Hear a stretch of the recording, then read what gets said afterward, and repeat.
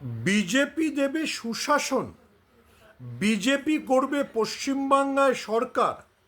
যারা এখনো অবধি তাদের পশ্চিমবঙ্গের পূর্ণাঙ্গ প্রার্থী তালিকায় প্রকাশ করতে পারল না, তারা বাংলাকে দেবে একটা শক্তিশালী স্বনির্ভর সরকার।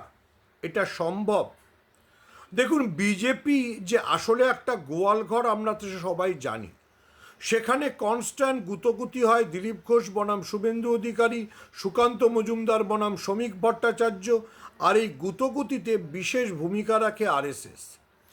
এখন আরএসএসের দাপটে শ্রমিক ভট্টাচার্য ছড়ি ঘোরাচ্ছেন, কিন্তু শুভেন্দু অধিকারী বা ছাড়বেন কেন?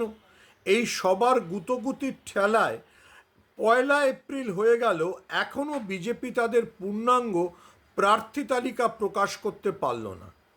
এর চাইতে হাস্যকর, এর চাইতে খারাপ আর কি আছে?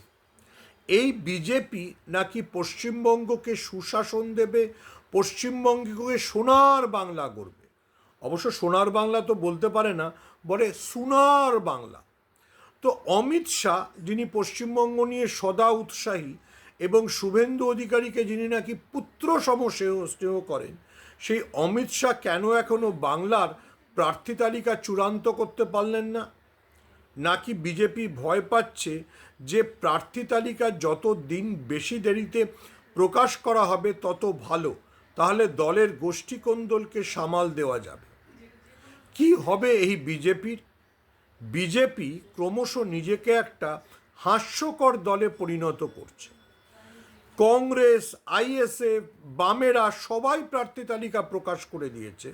তৃণমূল তো সবচেয়ে প্রথমে করেছে, এখনও বিজেপি নিজেদের প্রার্থী তালিকা প্রকাশ করতে পারল না। আপনারা দেখছেন গণমঞ্চ বার্তার ইউটিউব চ্যানেল। আমার নাম সুমন ভট্টাচার্য। আপনাদের গণমঞ্চ বার্তার ইউটিউব চ্যানেল ভাল লাগলে শেয়ার করুন, লাইক করুন, সাবস্ক্রাইব করুন। আমাদের ভিডিও ছড়িয়ে দিন আপনার বন্ধুদের মাঝে।